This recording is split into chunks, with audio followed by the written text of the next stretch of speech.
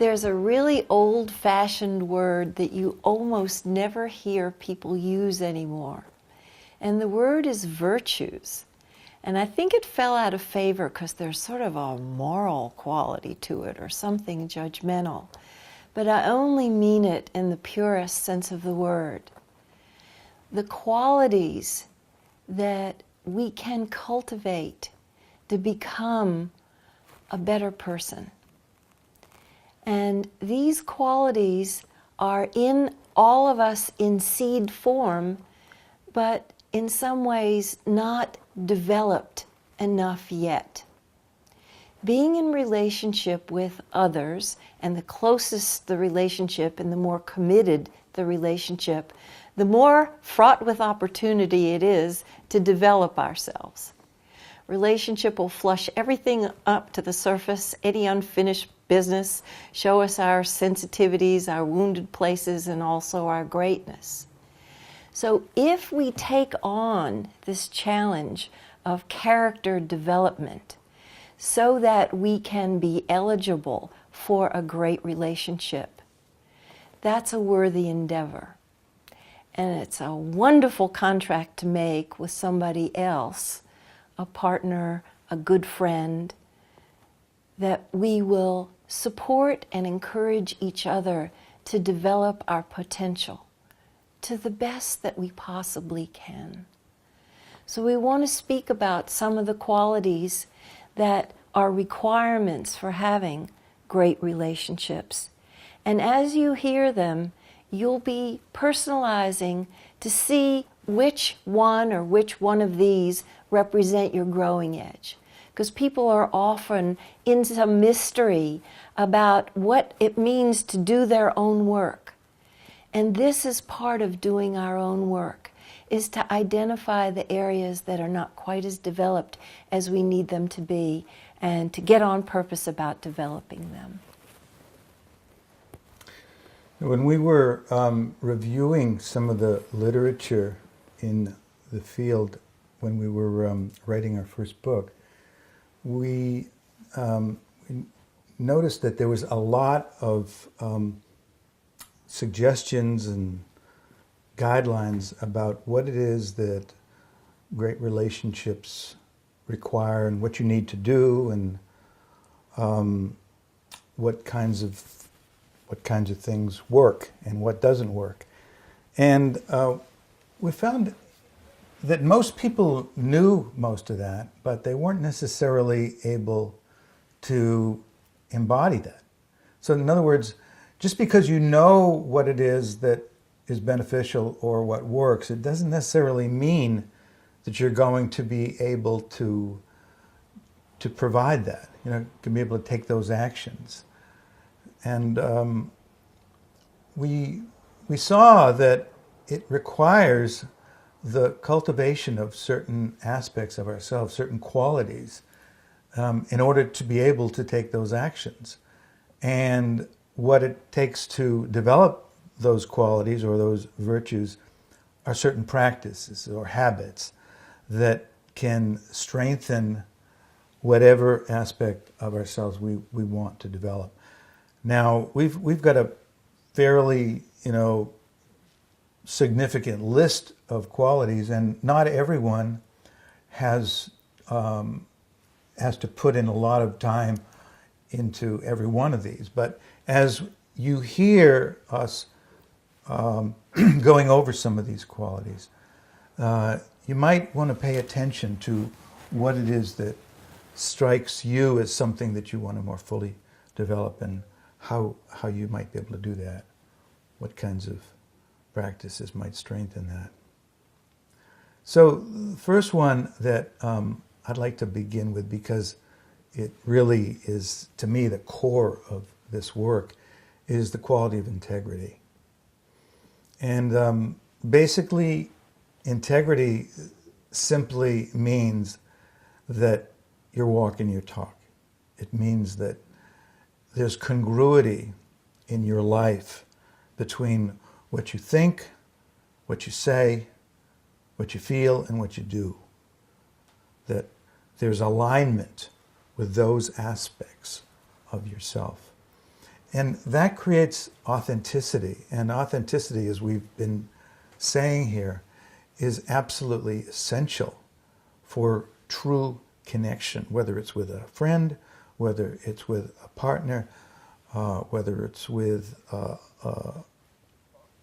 anybody with whom you have a meaningful relationship, including yourself. I mean, we can't have a good relationship with ourselves if we're not living in integrity with who we are. So it's the willingness to really stand for our truth, literally, to not come up with excuses or justifications to rationalize incongruities between our behavior and our beliefs, but to really commit ourselves to living in a way that creates that kind of authenticity in our lives. Another important quality or virtue to develop is commitment. And commitment is really giving ourselves fully, going for it 100%, coming from whatever it takes to make this work.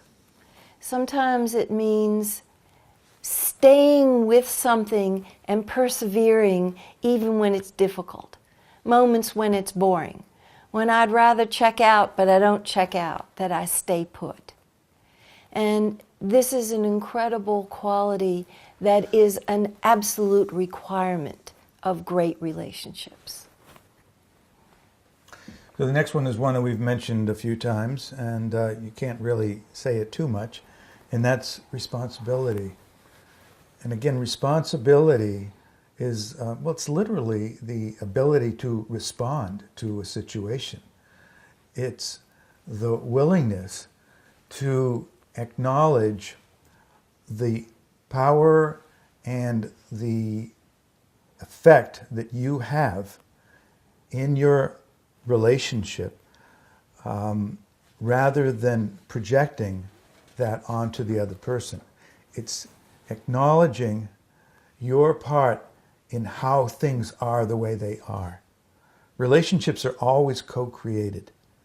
It may take one person to begin that process, but whatever relationship you have with somebody is a product of what both of you have contributed. So you have a responsibility, not in the sense that if there's a problem, it's your fault, or not in the sense of blame, but in the sense of owning and accepting that you have, each one of us has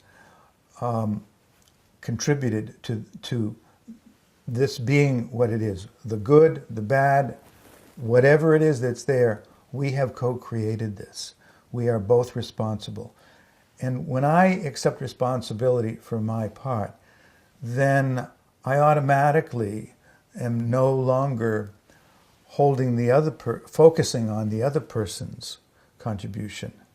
I know that they've done it, but I know that they have contributed, but it doesn't really matter when I'm looking at my responsibility. So it's an empowered and an empowering place to be. It's not a place of guilt or blame or judgment, but it's really the willingness to own that I have played a part in this being what it is. I can play a part in having it be any way that I'm really committed for it to be. There's another quality that is enormously helpful to cultivate, to have your relationships go smoothly, and that's the quality of self-discipline. Years ago, when I came out of hiding and started to speak up more, I let things come flinging out of my mouth and didn't have the self-discipline to hold them back. So it is important, particularly in a state of emotional arousal, to be careful about the way we speak and to use some self-discipline to know when to be quiet and to take time to pause and reflect so that we can communicate well with some grace, that it would be more apt to be heard by the other person. And it's also important to self-observe and find out if there's some behaviors or habits that we have that may be irritating to the other person and not serving ourselves either. Sometimes we have some compulsive behaviors around eating or drinking alcohol or drug use or things that we need to get a grip on, and to find a way to say no to ourselves, to get the help that we need, to get healthier patterns that will serve us as individual and also to serve our relationships. So self-discipline and the cultivation of it will take us a ways. So will generosity, which is the next quality that we want to look at. And when we talk about generosity, we don't want to limit it to just being generous with things or with money, but a generosity of spirit. That is bringing into the moment, bringing into the relationship a real desire to contribute to this person, to whoever it is that I'm with, having that desire to in some way give them something that will enhance their life, even if it's just for this moment. Maybe it's just a smile. Maybe it's an offering of something that I think might benefit them. Generosity in relationships is an absolutely essential attribute, and the more of it we have, the more of it we invite from the other person. Linda's been a great teacher for me in this aspect of our relationship. And she has modeled generosity and been a terrific teacher in terms of helping me to see all the different opportunities that life offers, that relationships offer, to practice generosity. So the main practice, of course, in generosity is that of giving. And giving of myself, giving of my